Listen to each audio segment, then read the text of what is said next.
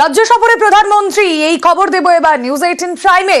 27 এপ্রিলের পর রাজ্যে আসতে পারেন বলে দাবি প্রধানমন্ত্রীর সফর নিয়ে। দাবি বিরোধী দলনেতার প্রধানমন্ত্রীর দুদিনের রাজ্য সফর বলে জানিয়েছেন শুভেন্দু অধিকারী।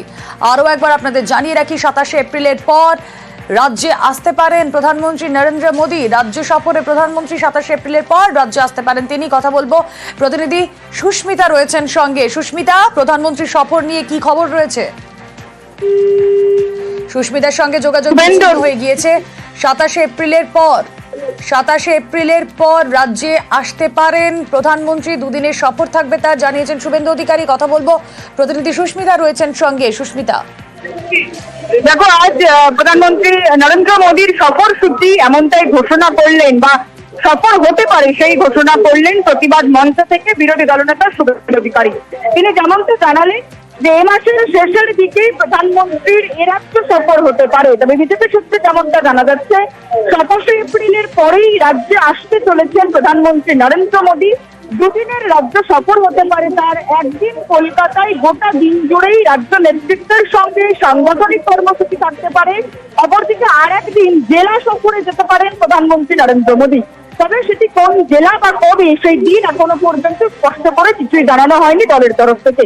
বিজেপি সূত্রে যেমনটা খবর, 27 এপ্রিলের পর দুদিনের সফর সূচিতে বা দুদিনের কর্মসূচি নিয়ে এ রাজ্য সফরে আসতে পারেন প্রধানমন্ত্রী নরেন্দ্র মোদী। আর আজ প্রতিবাদ মঞ্চ থেকে শুভেন্দু অধিকারী রাজ্য বিধানসভার বিরোধী দলনেতা তেমনটাই স্পষ্ট করলেন। তবে তিনিও স্পষ্ট করে দিনক্ষণ কিছুই এখনো পর্যন্ত জানাননি। বেশ, আগামী কিছুদিনের মধ্যে ভারতবর্ষের প্রধানমন্ত্রী আসার কথা আছে। প্রধানমন্ত্রী সবার পরে রাজ্য নেতৃত্ব বসে কোর কমিটি, আমরা চূড়ান্ত আরেকটা লড়াই দিতে চাই, নবান্ন অভিযান।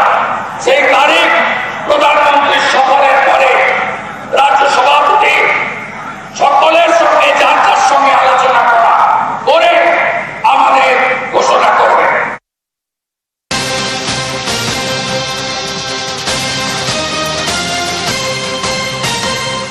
শিক্ষক নিয়োগে দুর্নীতির অভিযোগ, মিছিল থেকে নবান্ন অভিযানের ডাক। বিজেপির প্রধানমন্ত্রীর নবান্ন অভিযানের ডাক দিয়েছে বিজেপি। প্রধানমন্ত্রীর সফরের পর বিজেপির নবান্ন অভিযান, মোদীর সফরের পর নবান্ন অভিযান। সিদ্ধান্ত আলোচনা করে দিনক্ষণ ঠিক করা হবে, এমনটাই জানিয়েছেন শুভেন্দু অধিকারী। কথা বলবো, সুস্মিতা প্রতিনিধি রয়েছেন সঙ্গে। সুস্মিতা, দেখো, শুভেন্দু অধিকারী আজ প্রতিবাদী মঞ্চ থেকে তিনি বিশেষ কয়েকটি বা বেশ কিছু কর্মসূচি আগামী দিনে তা ঘোষণা করেছেন। তার মধ্যে অন্যতম উল্লেখযোগ্য, তিনি বলেছেন পয়লা বৈশাখের পর এবং প্রধানমন্ত্রী নরেন্দ্র মোদী তার রাজ্য সফরের পর এই রাজ্যের বিভিন্ন দুর্নীতি ইস্যু এবং রাজ্য জুড়ে অশান্তির ইস্যুকে সামনে রেখে তার প্রতিবাদে রাজ্য সরকারের বিরুদ্ধে পথে নামবে বঙ্গ বিজেপি। আর তারই অন্যতম কর্মসূচি হিসেবে প্রধানমন্ত্রী নরেন্দ্র মোদীর রাজ্য সফরের পরেই নবান্ন অভিযানের ডাক দিতে চলেছে বঙ্গ বিজেপি নেতৃত্ব। এবং যেমনটা বিজেপি সূত্রে খবর, 10ই মের পরবর্তী সপ্তাহে অর্থাৎ মে মাসের দ্বিতীয় সপ্তাহে হতে চলেছে এই নবান্ন অভিযান কর্মসূচি বিজেপির, এমনটাই রাজ্য বিজেপির সূত্রে খবর। এবং সেই নবান্ন অভিযানের দিনপর অবশ্যই রাজ্য সভাপতি সহ অন্যান্য রাজ্য কোর কমিটি এবং রাজ্য কমিটির নেতৃত্ব তারা আলোচনা সাপেক্ষে নির্ধারণ করবেন। তবে আগামী দিনের লড়াইয়ের যে দিক, লড়াইয়ের গতি কোন দিকে এগোবে, লড়াইয়ের ইস্যু কি হতে চলেছে, সে বিষয়ে স্পষ্ট করলেন আজ রাজ্য বিধানসভার বিরোধী দলনেতা শুভেন্দু অধিকারী সহ রাজ্য সভাপতি সুকান্ত মজুমদার। এবং এই মুহূর্তে রাজ্যের যে চাকরি বাতিল 26,000, সেই চাকরি বাতিল ইস্যুকে সামনে রেখে বিজেপির যে প্রতিবাদ মিছিল, সেই প্রতিবাদ মিছিল চলছে এবং কলেজ স্ট্রিট থেকে সেই মিছিল শুরু হয়ে এই মুহূর্তে মিছিল এগোচ্ছে এই সিনেমার দিকে এবং অবশ্যই এই মিছিল শেষ হবে ধর্মতলা রানী রাসমণি পর্যন্ত। শিক্ষক নিয়োগ দুর্নীতির বিরুদ্ধে আজ পথে বঙ্গ বিজেপি এবং এই বিজেপির প্রতিবাদ মিছিল থেকে একাধিক কর্মসূচির ডাক দিয়েছেন শুভেন্দু অধিকারী, সুকান্ত মজুমদার, দিলীপ ঘোষেরা। এবং রবীন্দ্র বারবার যে ছবি সামনে আসে, বিজেপির গোষ্ঠী দ্বন্দ্ব, আদি নব্য দ্বন্দ্ব, সুকান্ত দিলীপ দ্বন্দ্ব, সুকান্ত শুভেন্দু দ্বন্দ্ব, সেই দ্বন্দ্বকে কাটিয়ে এই মুহূর্তে মিছিলে পা মিলিয়েছেন শুভেন্দু অধিকারী, সুকান্ত মজুমদার, দিলীপ ঘোষ। এবং পাশাপাশি প্রাক্তন রাজ্য সভাপতি দিলীপ ঘোষ এবং বর্তমান রাজ্য সভাপতি সুকান্ত মজুমদার এবং বিরোধী দলনেতা শুভেন্দু অধিকারী তিনজনেই একই মিছিলে পা মিলিয়েছেন।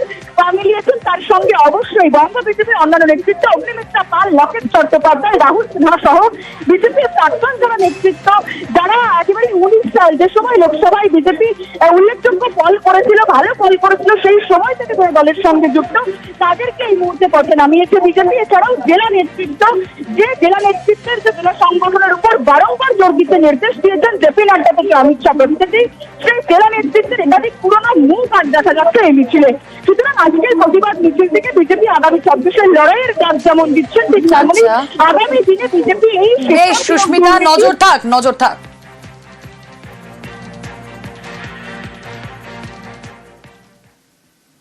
আর রাজ্যের স্কুলে স্কুলে চাকরি হারার কি প্রভাব, এবার আসি সেই খবরে।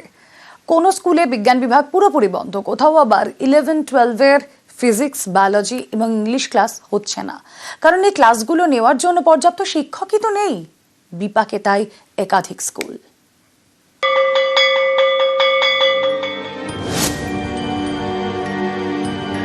দক্ষিণ 24 পরগনার নামখানার মৌসুমী কোঅপারেটিভ হাই স্কুল।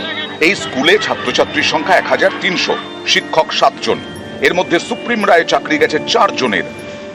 এমনিতেই আমাদের স্টাফের সংখ্যাও খুব কম, প্রত্যন্ত জায়গার স্কুল, তো তার ফলে এমনিতেই সমস্যা হয়। একজন দুজন অ্যাবসেন্ট করলেও আমাদের সমস্যা হয়ে যায়। এমনিতে আমরা সবাই ওভারলোডেড থাকি, তারপরে এখন 4 জন টিচিং স্টাফ অ্যাবসেন্ট হওয়াতে আপাতত আমরা সব ক্লাস চালাতে পারছি না।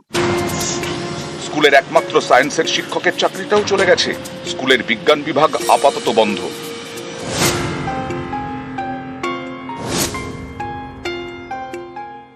শিক্ষক না থাকার কারণে আমাদের স্কুলের যে সায়েন্স এবং ম্যাথের যে ক্লাসগুলো ওগুলো হচ্ছে না। তারপর যে জায়গায় স্কুলে আমাদের রোজ 8টা করে ক্লাস হতো, ওই জায়গায় কখনো 4টে, 5টা, 6টা এরকম ক্লাস করে স্কুল ছুটি হয়ে যাচ্ছে। বর্তমান যা সংকটজনক অবস্থা, সেই অবস্থাতে আমরা এখনো নিজেরা কি করব ভেবে উঠতে পারছি না। তবু ম্যানেজিং কমিটিকে নিয়ে বসেছিলাম, চিন্তা ভাবনা হচ্ছে কিছু একটা তো ব্যবস্থা করতেই হবে যদি স্কুলটাকে রানিং রাখা যায়।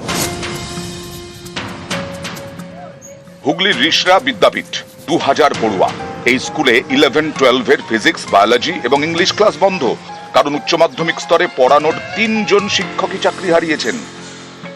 আমাদের ফিজিক্সের ক্লাস আর বায়োলজি ক্লাসে বন্ধ হয়ে গেছে। এখন মতলব ক্লাস হতে পারছে না। বায়োলজি প্র্যাকটিক্যালও বন্ধ হয়ে গেছে, ইংলিশ ক্লাসটাও হচ্ছে না। তো আমাদের স্কুলে আসছি আর 1টা-2টা ক্লাস করে বাড়ি চলে যাচ্ছি। সবাই যেটাই আমার সাথে স্টুডেন্ট পড়ে, ক্লাসমেট পড়ে, সবাইদের ভবিষ্য নষ্ট হচ্ছে। এখানে সায়েন্সের রেজাল্ট 100% হয় আর 100% স্টুডেন্ট ফার্স্ট ডিভিশন পায়, মানে মোর দ্যান 60%। প্রত্যেক বছর 1-2 ছাত্র মেডিকেল পায়, এখান থেকে IITও পায়, এরকম NIT পায়। ওই ছাত্রদের কি ভবিষ্যৎ হবে?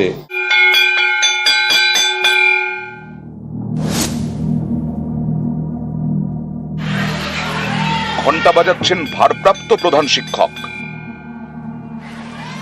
আলিপুরদুয়ারের ফালাকাটার Moyradanga Gappu Memorial high school পড়ুয়ার সংখ্যা 2200। 4 জন শিক্ষাকর্মীর মধ্যে সুপ্রিম রায়ে চাকরিহারা 3 জন। এত পরিসরে আমাদের কাজ যে ও কুলিয়ে উঠতে পারে না। এই সময় ফার্স্ট সামেটিভ টেস্ট চলছে, একদিকে রোল কল করছে, খাতা পৌঁছানো, সেলাই হচ্ছে বা মিড ডে মিল চলছে, এতগুলো প্রক্রিয়া চলছে। আমি নিজের ইচ্ছেই যেমন তালা খোলা কিংবা কোনো একটা নোটিশ সার্ভ করে দেওয়া কিংবা বেল দেওয়া, এগুলো আমি ওর সঙ্গে একসঙ্গে হাত বাটিয়ে করছি। সুপ্রিম রায়ে চাকরিহারা একাধিক শিক্ষক শিক্ষাকর্মী অনেক স্কুল শিক্ষকের অভাবে সমস্যায় পড়েছে। তাই শনিবার 2023-এর সারপ্লাস ট্রান্সফার নির্দেশিকা প্রত্যাহার করা হলো। কম শিক্ষক এবং বেশি শিক্ষক থাকা স্কুলের শিক্ষাকর্মীর অনুপাত বজায় রাখতে বদলি করে স্কুল শিক্ষা দফতর। এই নীতি প্রত্যাহার করল স্কুল শিক্ষা দফতর। নিউজ 18 বাংলা।